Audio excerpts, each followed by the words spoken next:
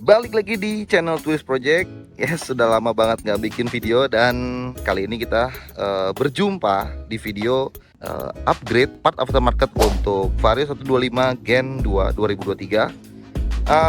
Jadi video ini dibuat mudah-mudahan menjadi tambahan referensi buat teman-teman yang ingin memodifikasi simple atau cukup aja gitu ya, dengan apa yang sudah diterapkan di Vario 125 Gen 2 punya saya.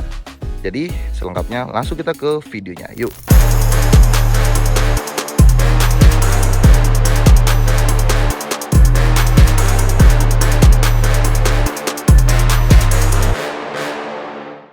Oke, kalau sebelumnya kita udah bahas upgrade stage 1 ya, yang saya beri nama sendiri ya, stage 1, karena hanya ada pergantian beberapa item aja. Dan sekarang Vario 125 Gen 2 punya saya udah masuk ke fase dimana lebih advance lagi ya. Tapi memang nggak ada project pengkustomisasi, jadi semua barang-barang plug and play.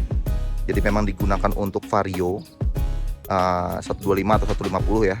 Itu jadi langsung aja kita lihat detailnya. Jadi ubahan yang ada di cockpit ya cukup sederhana aja. Ini ada bandul stang dari Heng stainless. Ini harganya Rp120.000. Kemudian ada hand grip dari RCB tipe HG77, ini 60 ribuan. Untuk speedometer sih masih standar aja. Terakhir kita konten itu ada di 900-an kilometer, dan sekarang kilometer udah 14.000. Dan cukup gondrong untuk umur motor yang belum sampai 1 tahun, karena motor ini dibeli di tahun 2023, tepatnya di bulan November, dan sekarang di bulan Agustus, artinya belum genap 1 tahun, tapi ya kilometer udah lumayan gondrong karena cukup aktif juga. Nah, mungkin kalau untuk di bagian belakang cockpit sendiri ya seperti itu aja. Kita lanjut ke bagian depan. Nah, di bagian depan di sini terjadi beberapa ubahan yang cukup spesial juga. Di antaranya penggunaan master rem dari RCB S1. Ini kanan kiri, karena saya beli satu paket sama handle remnya. Ini di harga 1,6 jutaan. Kemudian untuk tabungnya ini Bonamici. Ini 100 ribuan ya, 120-130 ribuan. Nah, untuk minyak remnya saya pakai Brembo DOT 4. Jadi sesuai dengan sebelumnya, karena saya puas ya pakai minyak rem Brembo tuh benar-benar tahan panas dan stabil pengeremannya untuk pemakaian dengan jarak tempuh yang cukup panjang. Nah, mungkin bagian kokpit itu aja. Untuk spion juga masih orisinil, bawaan Honda Vario Gen 2. Batok, nah ini batok juga saya pengen ganti sama yang Gen 1 nih. Menurut teman-teman gimana? Untuk Vario Gen 2 kalau ganti batok Gen 1 gimana? Cakep nggak? Kalau saya sih pengen ya ganti Gen 1. Lagi cari-cari juga. Nah, yang punya dengan kondisi yang masih baru boleh chat aja di kolom komentar. Nah, di bagian perlampuan di sini juga masih orisinil, karena saya mempertahankan clean looknya gitu ya. Nggak tahu deh, nanti kalau misalkan budgetnya udah ada, mungkin akan kita ganti dengan Proji atau billet gitu ya. Nah, cuman banyak pertimbangan nih pakai billet. Mungkin kita bahas di lain waktu ya. Nah, masih di bagian atas setelah kokpit, kita lanjut ke bagian jok. Nah, jok di sini masih menggunakan MBT Carrera, cuman bedanya jok yang ini sudah di profil ulang. Jadi bagian busanya sudah dirapihkan dan dibentuk lagi. Kalau sebelumnya dia ceper banget ya. Nah, kalau ini dia udah dibentuk lagi, kemudian dengan menggunakan kulit jok baru tentunya. Ya puas lah kalau pakai MBT Carrera tuh, bahannya bagus, terus jahitannya rapih juga. Nah, untuk aksen-aksen di bagian belakang mungkin itu aja, paling tambahan emblem klik ini original. Ini di harga 180 ribuan ya, 180 ribu atau 170 gitu original. Oh ya, untuk sarung joknya ini 150 ribuan. Nah ya, di sini ada aksen ya, ada sedikit nyempil lah gitu ya, gantungan barang Arumi. Karena gantungan barang yang standar itu kurang panjang, jadi kalau bawa barang lebih dari satu tuh kurang ngegantung lah. Nah, di sini terlihat udah ada baut-baut 2 kunci stainless. Dan untuk info aja, jadi semua baut-baut di motor ini sudah diganti dengan stainless 2 kunci dari Heng, beserta dengan as rodanya dan muroda ya. Jadi paketan untuk baut-baut stainless, as roda, muroda gitu ya, itu di harga 1,2 jutaan, 1,2 sampai 1,4 jutaan untuk baut-baut stainless di Vario 125 Gen 2. Untuk lampu belakang masih standar. Nah, tertarik untuk diganti dengan lazy ya gitu. Cuman kalau diganti dengan lazy kayaknya lebih keren kalau depannya Proji gitu. Kita lihat nanti ya. updatean selanjutnya seperti apa untuk Vario 125 Gen 2 ini. Nah, untuk spakbor juga masih orisinil ya, nggak ada penggantian ya, mau diganti apa gitu ya. Palingan karbon, nah mungkin next ya, di tahun depan mungkin akan project karbon lah gitu.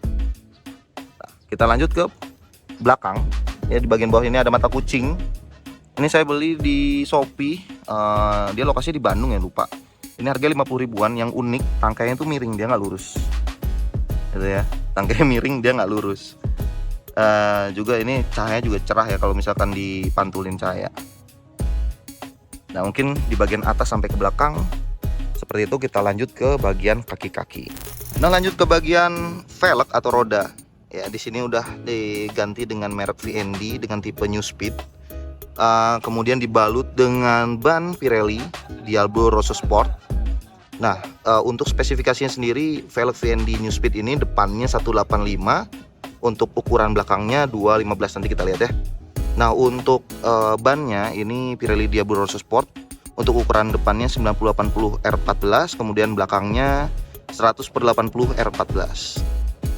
Nah, cerita sedikit mengenai VND New Speed ini. Awalnya bukan polis gini ya, jadi warna aslinya itu warna orange, cuman langsung diklotokin atau di remover, karena sebenarnya bukan anodize tapi cat-catan, jadi pakai pen remover juga hilang.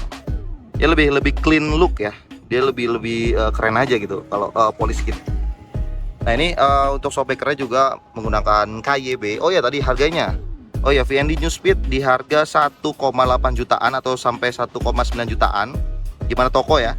Nah, itu untuk harga nggak berpengaruh dengan warna. Jadi warna apa aja harganya sama. Nah, untuk shockbreakernya ini pakai Kayaba. Ini punya bit, jadi dia lebih pendek, 1,5 sentian kurang lebih ya. Jadi ini nggak perlu di downsize lagi menurut saya, karena udah cukup. Karena dipakai buat harian juga, saya pengen lahar ban dan kom steel itu masih awet. Jadi pakai KYB bit itu solusi banget buat teman-teman yang mau sedikit downsize. Nah, kita lihat ke bagian sebelahnya. Oke, kita lanjut ke bagian sebelahnya. Nah, di bagian sebelah ini kita langsung fokus ke pengereman. Kalau tadi di atas udah ada RCB S1 dengan ukuran piston 14 mili ya. Nah, ini langsung dipadukan dengan kaliper dari Nissin 2 piston. Kemudian dihubungkan oleh selang rem Hell ukurannya 95 cm.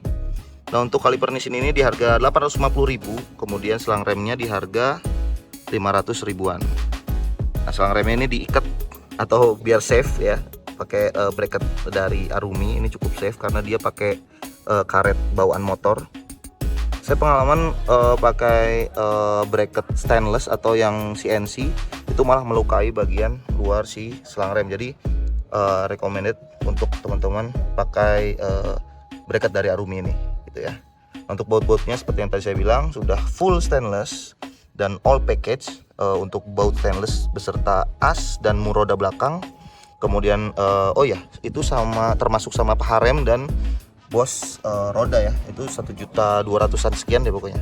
Cukup irit karena baut bodinya sedikit ya Gen 2 ini gitu. Mungkin seperti itu. Lanjut ke rotor atau piringan. Ini dari merek VND ya. Ini cerita sedikit karena piringan standarnya itu kan baut 5 ya. Sebelumnya saya pakai TDR baut 5, cuman karena ganti velg jadi mau nggak mau harus beli disc brake lagi baut 4. Nah, ini cukup lumayan keluar uang lagi ya jadinya, cuman nggak apa-apa. Ada yang bilang kalau galver tuh getar atau endut-endutan gitu ya. Banyak rekomendasi kalau pengen bentuknya galver tapi lebih safe itu pakai VND. Tapi saya belum pakai jauh, jadi nanti kita buktikan aja. Nanti saya share lagi seperti apa sih pengalamannya pakai disc brake dari VND. BTW ini ukurannya 260, ini di harga 450 ribuan. Oke, untuk kaki pengereman udah semua. Lanjut kita bergeser ke bagian tengah. Nah, di sini standar juga sudah diganti dengan yang chrome gitu ya. Nah, standar yang chrome ini bukan standar asli yang di chrome, tapi saya beli lagi.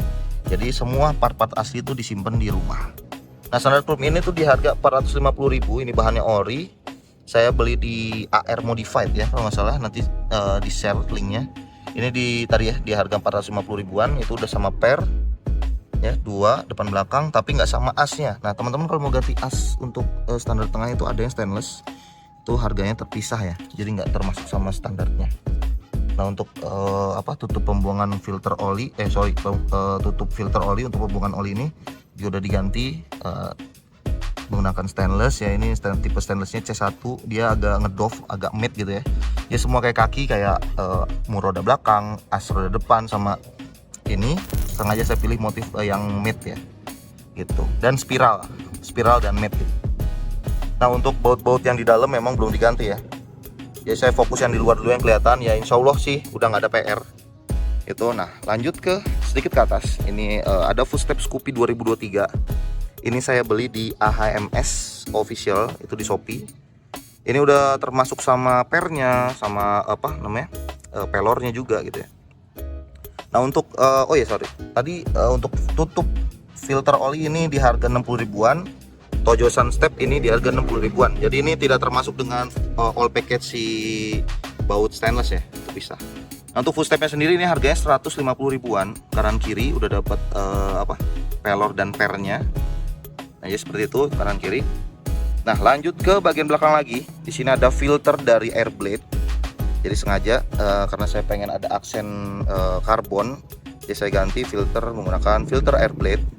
Kemudian ada emblem juga ESP yang saya modifikasi, jadi dia nggak mengkilap ya, dia ngedoff dengan tekstur silang. Jadi ini sedikit akal-akalan. Oke, masih seputar air blade. Di sini juga diganti dengan bak CVT dari Honda air blade. Dan saya belum ada rencana untuk repaint karena masih mempertahankan aslinya si air blade. Mengingat motor saya juga belum di repaint, jadi ya udah, bak CVT-nya juga belum saya repaint. Nah oke, tadi untuk tutup filternya ini di harga 200 ribuan, emblemnya ini di harga 30 ribu. Nah bak CVT-nya ini di harga 850 ribuan. Itu udah sama bearing ya. Nah lanjut kita ke shock breaker. Nah shock breaker ini sebenarnya udah dari pertama motor dibeli ini yang pertama diganti gitu ya. Ini shock breaker YSS G series tabung bawah.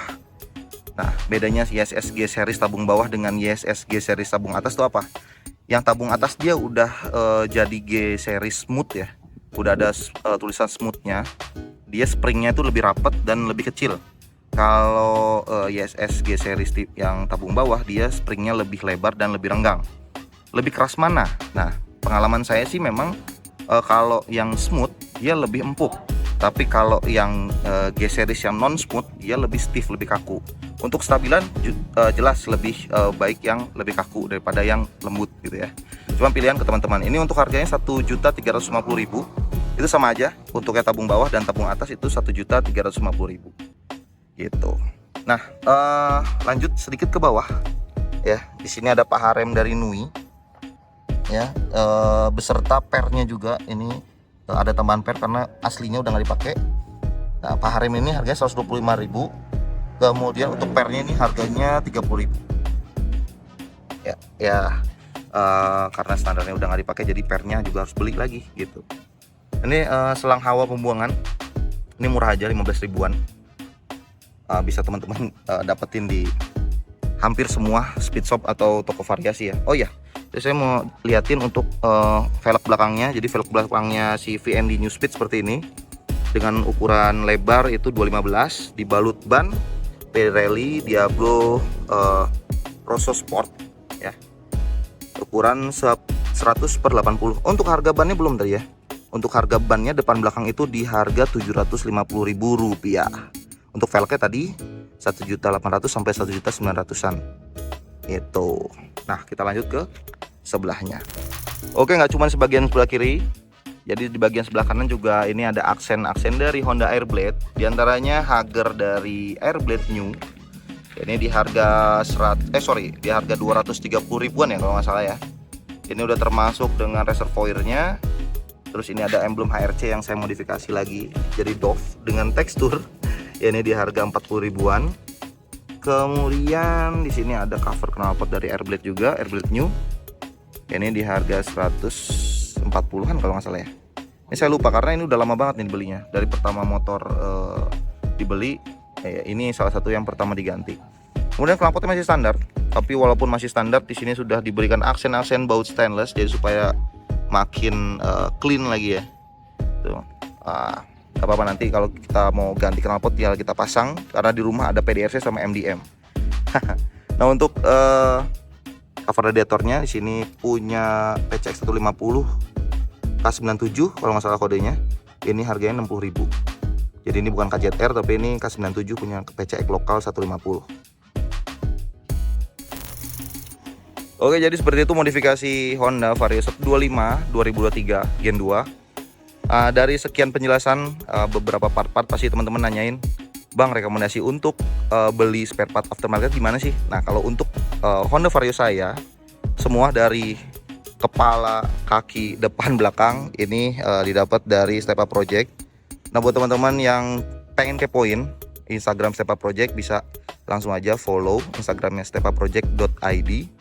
Di situ teman-teman bisa langsung DM aja atau chat nomor WhatsAppnya, karena sedikit kurang aktif di bagian feed, jadi updatean barang-barangnya jadi kurang terupdate lah gitu ya. Jadi enaknya teman-teman langsung tanyain aja WhatsApp atau DM, nanti akan segera dibalas. Kemudian untuk alamatnya, Step Up Project ini ada di Jalan Raya Awirarangan di Kabupaten Kuningan. Nanti langsung klik aja di Google Map, itu dia muncul Step Up Project, itu ada di Kuningan, Jawa Barat. Bisa kirim-kirim nggak Bang? Bisa, tentunya bisa. Jadi teman-teman tinggal chat aja adminnya, kemudian tanyakan barang yang ingin dibeli gitu ya.